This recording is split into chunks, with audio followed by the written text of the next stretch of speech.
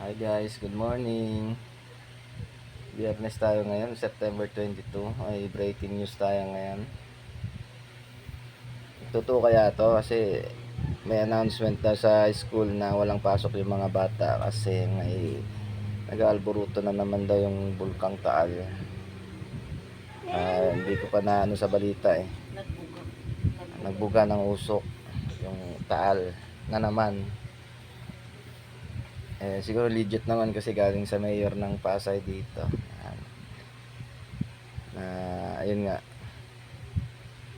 nagbuga daw ng usok yung Bulkang Taal. So, makinig tayo sa balita. Tingnan natin mamaya.